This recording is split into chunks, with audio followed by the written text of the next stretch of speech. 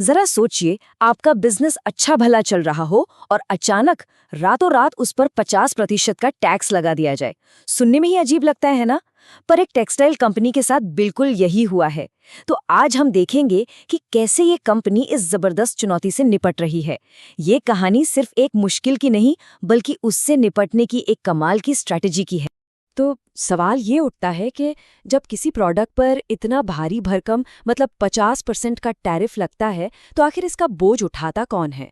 क्या वो कंपनी जो सामान बना रही है, या वो दुकानदार जो उसे बेच रहा है, या फिर हम जैसे ग्राहक? ये एक ऐसी पहेली है जिससे आजकल बहुत सी कंपनियां जूझ रही हैं। 50%, ये कोई छोटा मोटा टैक्स नहीं है, ये तो एक दीवार की तरह है। यही वो बहुत बड़ी रुकावट है जिसका सामना हिम्मत सिंह का नाम की एक टेक्सटाइल कंपनी कर रही है। एक ऐसा नंबर जो किसी भी बिजनेस की नींव हिला सकता है। चलिए इस 50% वाली प्रॉब्लम की जड़ तक चलते हैं। ये सिर्फ एक नंबर नहीं है, इसे कहते हैं टैरिफ ओवरहैंग, और ये कंपनी के मुनाफे पर एक बहुत बड़े बोझ की तरह लटका हुआ है।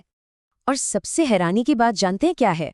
कंपनी के पास ऑर्डर्स की कोई कमी नहीं है, माल भी बिखरा है, लेकिन इसके बावजूद ये टैरिफ सीधे सीधे उनकी कुल कमाई यानी टॉप लाइन पर असर डाल रहा है।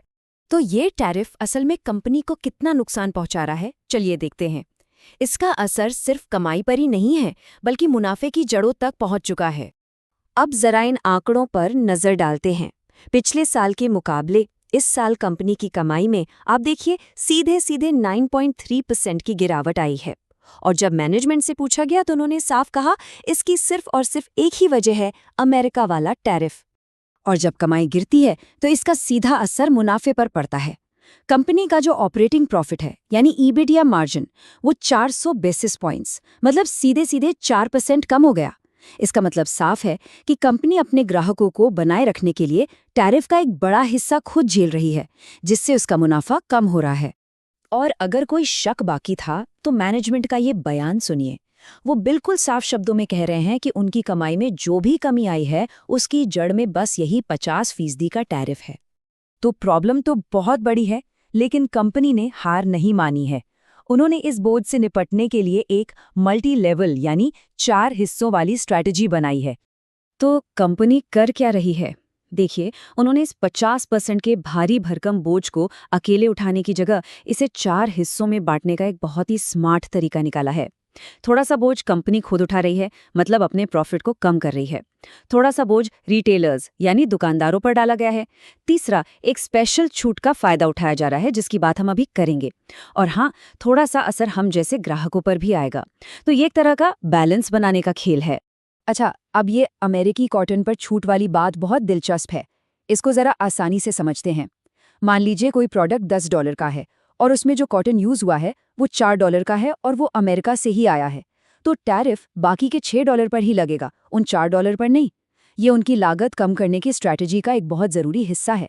लेकिन ये सब तो थी शॉर्ट टर्म बातें। अब कंपनी एक बड़े लॉन्ग टर्म प्लान पर भी काम कर रही है। वो ये समझ गए हैं कि सिर्फ एक ही बाजार पर इतना ज्यादा निर्भर रहना एक बहुत बड़ा रिस्क है। यहाँ देखिए, कंपनी की कुल कमाई का लगभग 60% हिस्सा सिर्फ अमेरिका से आता है। ये तो वही बात हुई ना कि सारे अंडे एक ही टोकरी में रख दिए, और इस टैरिफ ने दिखा दिया है कि ये कितना बड़ा जोखिम हो सकता है। इसीलिए अब कंपनी ने एक बहुत बड़ा फैसला लिया है। उनका लक्ष्य है कि अगले कुछ सालों में अमेरिका पर अपनी निर्भरता को 60% से घटाकर 50% से भी नीचे ले आया जाए। ये एक बहुत बड़ा और सोचा समझा स्ट्रेटेजिक मूव है। तो सवाल है, ये होगा कैसे? इसके लिए वो भारत और दूसरे देशों में जोर शोर से विस्तार कर रहे हैं। मल्टी ब्रांड दुकानों से लेकर बड़े बड़े डिपार्टमेंटल स्टोर्स तक अपनी पहुंच बढ़ा रहे हैं, और साथ ही ऑनलाइन यानी ई-कॉमर्स पर भी पूरा फोकस कर रहे हैं। देखिए, किसी भी बड़ी लड़ाई के लिए सिर्फ अच्छी स्ट्रैटेजी काफी नहीं होती, आर्थिक रूप से भी मजबूत होना पड़ता है। इसीलिए कंपनी इस मुश्किल दौर से लड़ने के लिए अपने फाइनेंशियल नींव को भी मजबूत कर रही है। और वो ये काम कर भी रहे हैं।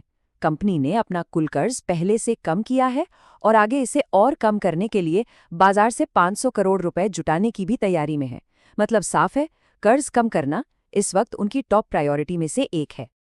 और आखिर में कंपनी का सबसे बड़ा लक्ष्य क्या है? वो है अपनी फैक्ट्रियों को पूरी क्षमता पर चलाना। इस टैरिफ ने उनके इस प्लान को थोड़ा धीमा जरूर कर दिया है, पर जैसे ही ये रुकावट हटेगी, कंपनी की कमाई को पंख लग सकते हैं। तो ये पूरा विश्लेषण हमें एक बहुत ज़रूरी सवाल पर लाकर छोड़ देता है। आज की इस अनिश्चित ग्लोबल ट्रेड की दुनिया में, जहां नियम रातों रात बदल जाते हैं, क्या कोई भी कंपनी सच में कोई ऐसी स्ट्रैटेजी बना सकती है जो टैरिफ प्रूफ हो? ये एक ऐसा सवाल है जिसके बारे में हर ग्लोबल बिजनेस को सोचना ही चाहिए।